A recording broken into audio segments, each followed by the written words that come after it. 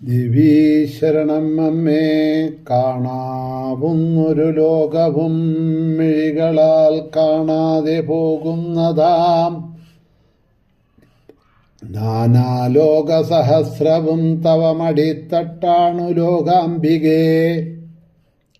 വീണാൽ പോലും ഇവൻ പതിപ്പുരമേ നിൽക്കും അങ്കത്തടം താനാമാശ്രയഭൂവിലാണവിടെയാണാനന്ദശയ്യാതലം. ദേവീ ശരണം അമ്മേ. സുപ്രഭാതം, ശുഭദിനം. എല്ലാ ധന്യാത്മാക്കൾക്കും പുലർകാലവന്ദനം. ശ്രീമദ് ദേവി ഭാഗവത നിത്യപാരായണ പരമ്പരയുടെ ഇന്നത്തെ യജ്ഞവേദിയിലേക്ക് സുസ്വാഗതം. ദേവി ഭാഗവത നവാഹ യജ്ഞത്തിൻ്റെ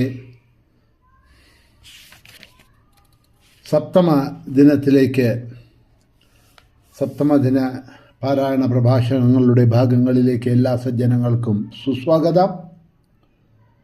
അഷ്ടമസ്കന്ധത്തിലെ 18ാമത്തെ അധ്യായം മുതൽക്ക് നവമസ്കന്ധത്തിലെ 28ാമത്തെ അധ്യായം ഉൾപ്പെടെയുള്ള 35 അധ്യായങ്ങളാണ് 7ാം ദിവസത്തെ പാരായണ പ്രഭാഷണ വിഷയങ്ങൾ.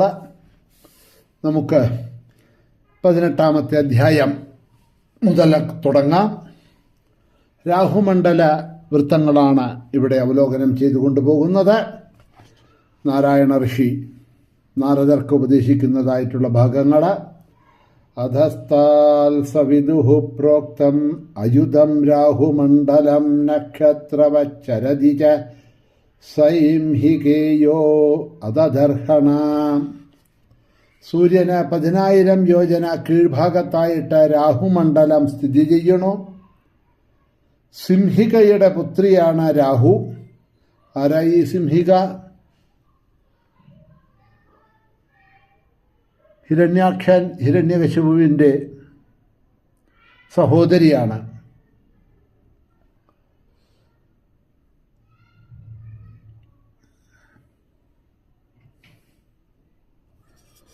മാപ്പാക്കണം. സിംഹിക അല്ലാതെ അത് ഹോളികയാണ്. അറിയാതെ പെട്ടെന്ന് തെറ്റിപ്പോയതാണ്. സിംഹിക രാമായണത്തിൽ വരുന്ന കഥാപാത്രമാണ്. ആഞ്ജനേയസ്വാമി 100 യോജന ദീർഘമുള്ള സമുദ്രം ചാടിക്കടക്കുന്ന സമയത്ത് നടുവിൽ വരുന്നതായിട്ടുള്ള മാർഗം തടയാനായി വരുന്നതായിട്ടുള്ള ഒരു രാക്ഷസിയാണ് സിംഹിക എന്ന കഥാപാത്രം.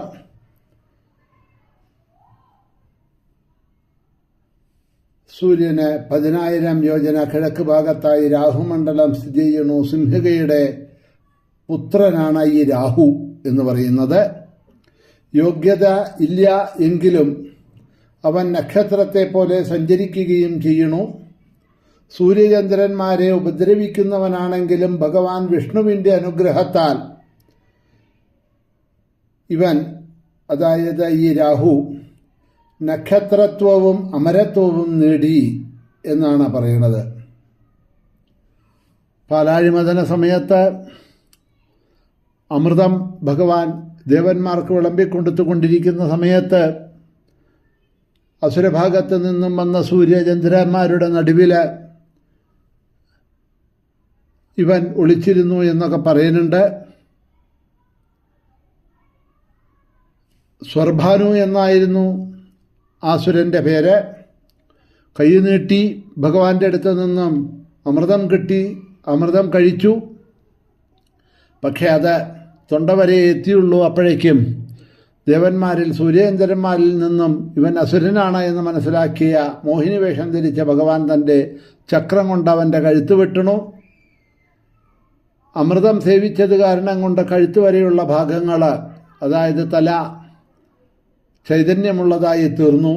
രാഹുഗ്രഹമായി ഭഗവാന്റെ അനുഗ്രഹത്തിന് പാത്രീഭൂതനായി എന്നുള്ള ഒരു കഥ ഭാഗവത മഹാപുരാണത്തിൽ നമ്മൾ കേട്ടിട്ടുള്ളതാണ്. ആ രാഹുഗ്രഹത്തെക്കുറിച്ചാണ് പറയണത്. ജ്വലിച്ചുകൊണ്ടിരിക്കുന്ന സൂര്യൻ്റെ ദൃഷ്ടിഗോചരമായ രൂപത്തിന് 10,000 യോജന വിസ്തൃതിയുണ്ട്.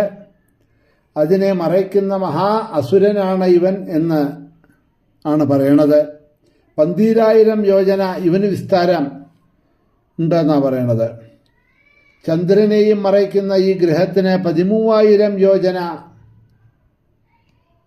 വിസ്താരമുണ്ട്.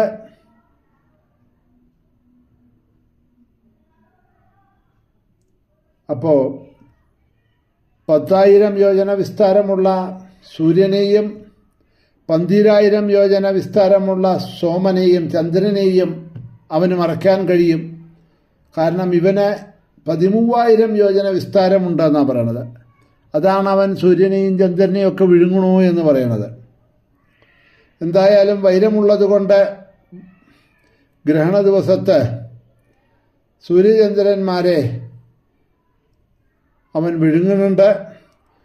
അവൻ വിഴുങ്ങുന്ന സമയം അതാണ് ഗ്രഹണം പിടിക്കുന്നതും. അവൻ്റെ വായിൽ പൂർണ്ണമായി വിഴുങ്ങിക്കഴിയുമ്പോൾ പൂർണ്ണഗ്രഹണവും. അവന് വയറില്ലാത്തത് കാരണം കൊണ്ട് കഴുത്തിൽ കൂടി ഇതാ പുറത്തേക്ക് വീണ്ടും വരുന്നത് ഗ്രഹണം വിടുന്നതുമായിട്ടുള്ള ഒരു കഥ. വളരെ ദൂരത്ത് നിന്ന് ഈ രാഹു സൂര്യചന്ദ്രന്മാരെ മറച്ചു കളയണോ അല്ലെങ്കിൽ വിഴുങ്ങിക്കളയണോ അത് മനസ്സിലാക്കിയ വിഷ്ണു രണ്ടിടത്തേക്കും തൻ്റെ സുദർശനം എന്ന പേരുള്ള ചക്രം കൊണ്ട്, ഭയങ്കരമായിട്ടുള്ള ചക്രം അവരെ രക്ഷിക്കാൻ വേണ്ടി അയക്കുന്നുണ്ട്. സർവത്ര വ്യാപിച്ച അതിൻ്റെ ദുസ്സഹമായ തേജസ്സു കൊണ്ട് ആ നിമിഷം തന്നെ രാഹു ഭയപ്പെട്ട് ഉള്ളിൽ നടുങ്ങി ദൂരെ മാറി നിൽക്കുന്നു എന്നൊക്കെ പറയണു.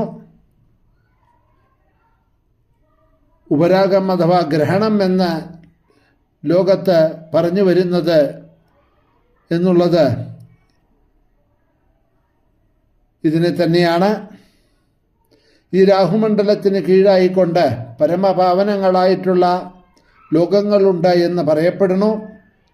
സിദ്ധന്മാരുടെയും ചാരണന്മാരുടെയും വിദ്യാധരന്മാരുടെയും ലോകങ്ങളാണ് അവയൊക്കെ. അവയ്ക്ക് 10,000 യോജന വിസ്താരമുണ്ട് എന്നും പറയപ്പെടുന്നുണ്ട്. പുണ്യാത്മാക്കളാണ് അവിടെയെല്ലാം വസിക്കുന്നത്. ആ ലോകങ്ങൾക്കും കീഴ്ഭാഗത്തായിട്ട് യക്ഷന്മാര്, രാക്ഷസന്മാര്, പിശാചുക്കള്, പ്രേതങ്ങള്, ഭൂതങ്ങള് തുടങ്ങിയവര് വിഹരിക്കുന്നതായിട്ടുള്ള സ്ഥലം. അതിന് കീഴ്ഭാഗത്തായിട്ട് ഏതുവരെ വായു ചലിക്കുന്നുണ്ടോ, ഏതുവരെ മേഘങ്ങൾ പ്രത്യക്ഷപ്പെടുന്നുണ്ടോ അവിടെ വരെയാണ് അന്തരീക്ഷം അഥവാ ആകാശം എന്ന് ജ്ഞാനികൾ പറയണു. അതിൽ നിന്ന് 100 യോജന കീഴ്പോട്ടായിട്ടാണ് ഭൂമി എന്നാണ് കണക്കാക്കപ്പെട്ടിരിക്കുന്നത്. ഏതുവരെ കഴുകൻ, പരുന്ത് തുടങ്ങിയ പക്ഷികൾ ഭൂമിയിൽ നിന്ന് പൊങ്ങിപ്പറക്കുന്നുവോ അവിടം വരെയാണ് ഭൂമിയുടെ പരിധി. ആ പക്ഷികളെല്ലാം ഭൂമിയിൽ ഉണ്ടായവയാണ്. ഇങ്ങനെ ഭൂമിയുടെ പരിണാമവും സ്ഥിതികളെയും കുറിച്ച് അവിടെ വിശദമായിട്ട് പറഞ്ഞു. ഇനി ഇതിന് കീഴ്ഭാഗത്തായിട്ട് ഭൂവിവരങ്ങൾ ഉണ്ട് എന്ന് പറയുന്നുണ്ട്. ഓരോന്നിൻ്റെയും വിസ്താരവും ഉയരവും ഓരോന്നിനും തമ്മിലുള്ള അകലവും 10,000 യോജനയാണ് എന്ന് കണക്കാക്കപ്പെടുന്നു. എല്ലാ ഋതുക്കളും അവിടെ ഒരുപോലെ സുഖപ്രദമാണ്. അവയിൽ ആദ്യത്തേത് അദലവും, രണ്ടാമത്തേത് വിദലവും, മൂന്നാമത്തേത് സുതലം, നാലാമത്തേത് തലാതലം, അഞ്ചാമത്തേത് മഹാതലം, ആറാമത്തേത് രസാതലം, ഏഴാമത്തേത് പാതാളം.